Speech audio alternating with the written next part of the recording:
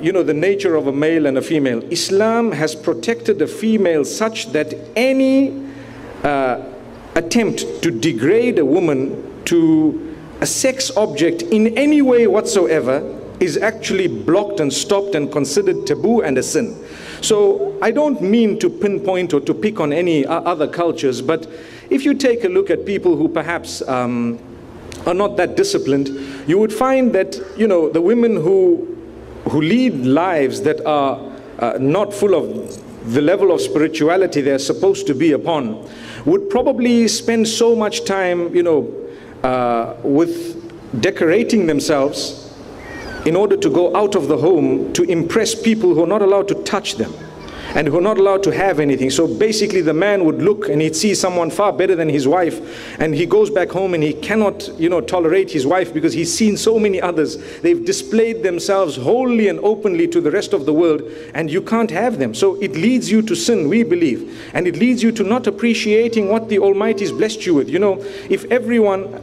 In fact, I was just talking to one of my friends and I was saying, if all the women had to wear loose clothing and if everything the men saw was women in loose clothing, we would appreciate the figures of our own women, because we wouldn't really be able to say, oh, I've seen figures far better than yours, now you're becoming fat and ugly. And astaghfirullah, she's just gaining a bit of weight because of children you have actually got with her. So to preserve the woman and to treat her for what she is and her level, we are taught a few things. One of them is both men and women should lower their gaze. Protect your gaze. If you lower your gaze, wallahi, the day you look at what you're supposed to be looking at, you will appreciate it so much, because to you, you are not basing the beauty of your wife on some women you might have seen on the internet or perhaps on the television or on the streets, but you're basing it on who she actually is. She's sacrificed, she's actually come forth, and you have nothing in your mind to gauge it with besides her. And this is something really very respectful of a woman. Similarly, the issue of dressing in looser clothing, and this is for both male and female, is also in order to respect where Allah subhanahu wa ta'ala is clearly advising us to dress in a way that people would not judge you based on your size and shape and what you look like. I know of a lot of girls and women who become depressed because of their complexion and because of their size and because of various other matters. And sometimes the men rub it in and they don't understand it's prohibited to do that. So they are taught to dress in a specific way out of Allah's gift to them, to say your value is not from your shape, your value is not from your complexion. People, they go extraordinary lengths in order to just lose a bit of color.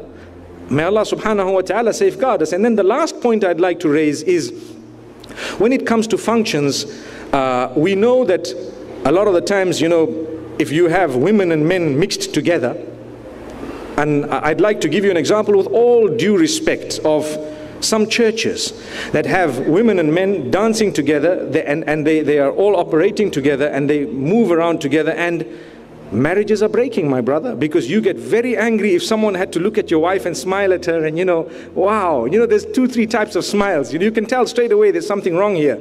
And then phone numbers are exchanged and things happen. So we treat a woman as though, hey, I need to get to this woman, she's too good, she's beautiful, wow, I just need to get there.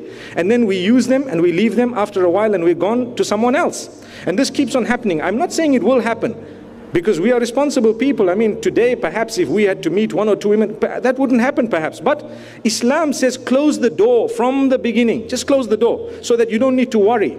Subhanallah. So if you look at a masjid, if I want to concentrate, I need to actually have the women separated from me, and they need to have me separated from them, because I need to concentrate on what I'm doing, and that is Allah subhanahu wa ta'ala.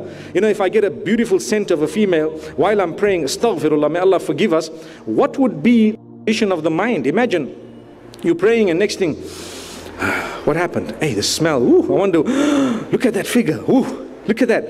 You are insulting Allah subhanahu wa ta'ala, and at the same time you're not appreciating the gifts of Allah. Today we have a beautiful discussion of faith and spirituality. If there are women sitting in the midst of men, I'm not saying it would have been exactly the case, but you know how the world has been sexualized completely. We are living in a hypersexual stage of the globe. It's the worst it ever was. Before, people used to greet by shaking hands. Today, a lot of the people greet by sexual statements and utterances, and perhaps even, intentions of taking people to bed whom they're not supposed to be with. It's a fact. May Allah strengthen us, and may He forgive us and our children. May He strengthen us all. So if we have a separation, there is a lot of respect. That is one thing you can notice. Can I ask you one question? Can you notice the amount of respect we have for females? If you notice, there are females on my right. They will have definitely noticed that this man did not give us a clean-cut glare into the crowd where the women are. I'm sure they would have noticed that. Why? Not because I see them as something intimidating, because of the respect I have for the females. Somebody's wife, somebody's sister, somebody's daughter. It could have been mine. Imagine someone stares at a face that is glaring from somewhere, and the speaker's just looking at this person, and they go home and say, he looked at me, he looked at me. You defeat the whole purpose of the talk. Why are we here today? You defeat the whole purpose. I lose respect, and people start beginning to spread rumors and so on, and we are supposed to be speaking of spirituality. So, powerful question. I hope what I've said has just helped, but I'd like you to go deeper and research, because I cannot do justice in just a few minutes to what you've asked. I've only tried to give you part of the answer, and I hope that the gathering would appreciate what I've just said.